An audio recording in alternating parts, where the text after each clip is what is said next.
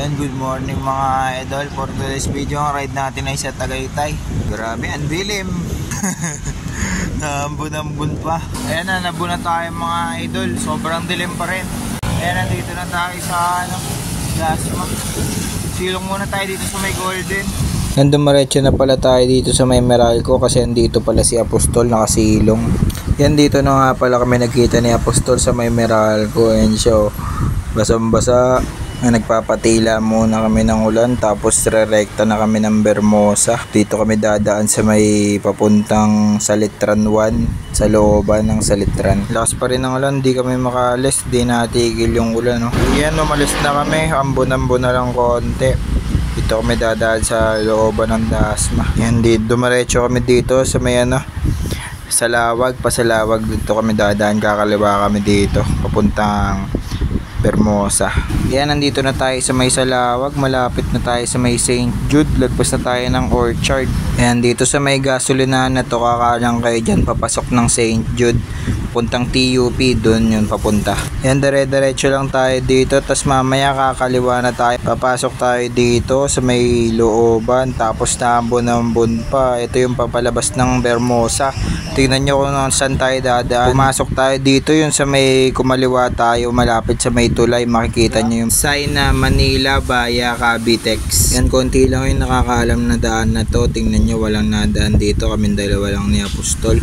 Makikita nyo yung Bermosa pag malapit na tayo sa may Barangay Hall. Yan, mamaya makikita nyo, puro buong Cavite ang iniikot namin ni Apostol. Paikot-ikot kami dito, pumunta pa kami ng Bermosa, tapos mamaya dadaan tayo ulit ng Dasma. Medyo may kahabaan din tong daan na to, pero safe naman dahil wala kang kasabay, kayo lang nadaan dito. Ayan, mga nadaan konti pero mga taga dito naman yan. Ayan, kapag nakita nyo to, malapit na tayo sa Bermosa dahil ayan na yung palabas ng Bermosa mga idol.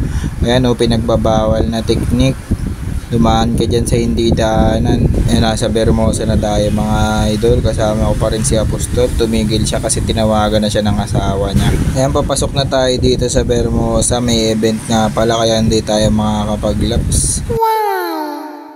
Ayan yung pinost ng Bermosa, yung The Traffic Management Plan, The Green Run 2025. Pagpasok natin, kumaliwagan tayo kasi hindi tayo pwedeng kumanan dahil andun yung event. Tapos maglalap sana tayo dito kaso hindi tayo pinayagan kaya dumiretso na lang ulit kami. First time ko nga pala i-vlog to mga idol. Ang ganda nga pala. Pag tinignan mo, ang ganda talaga.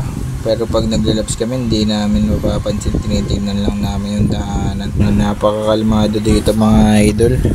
Kaya kasabay kasi nakaulan eh. Basa yung kalsada, konti lang kayo naglalaps. And pag dumiretso ka dyan, palabas na ng Dangari yan. Yan, paglabas natin dito sa may Kapatiran, kumanan tayo. Dire-diretso yan lang natin to palabas ng San Miguel. First time ko rin dumaan dito na nagbabike. Kasama ko si Apostol. Hindi din namin alam kung saan kami lalabas. Tapos dinire-diretso lang namin tong San Miguel. Palabas na kami ng Molino 4. Halos wala ding nadaan dito sa dulo na to. Palabas ng Molino 4 to. Yung daan sa daang Kapatiran. Yan, dire-diretso lang kami. Tapos nung nakapasok na kami dito sa may San Miguel, ayan, meron ng Solidarity Lot ng Bacoor. Dire-diretso lang kami mga idol. Tapos nung nawala na yung daan, ay dumiretso pa. Wala yung daan, dumiretso lang kami kasi nakita namin yung Solidarity Route. Grabe, basang-basa yung kalsado dito mga idol. May ahon pa. Grabe naman, may hams pa dito. Grabe naman. And dire-diretso lang tayo mga idol. Lusong na yan. Pag lusong natin, palabas na tayo ng gate ng San Miguel, Molino 4, Bacoor, Cavite.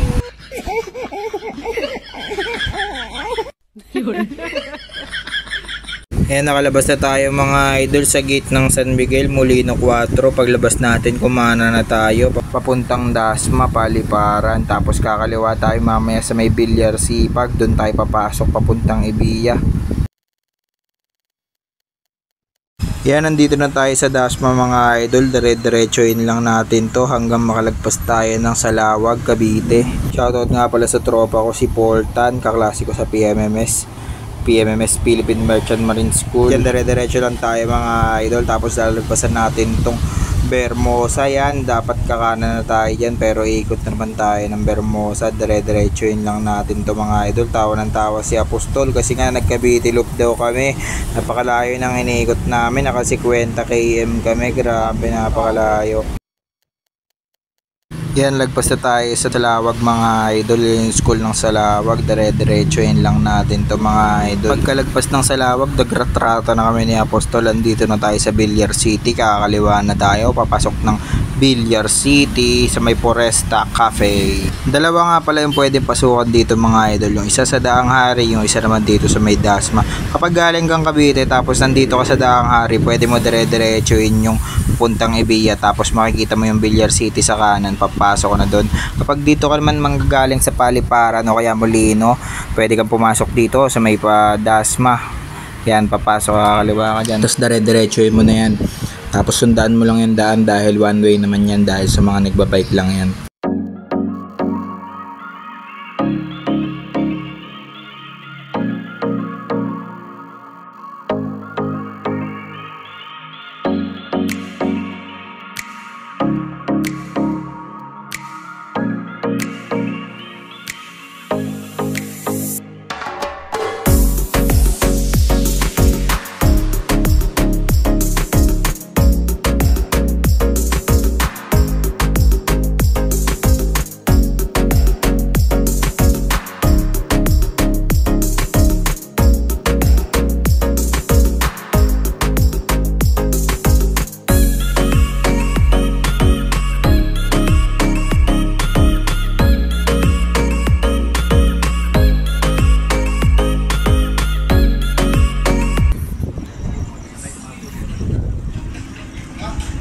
Uwi na kami.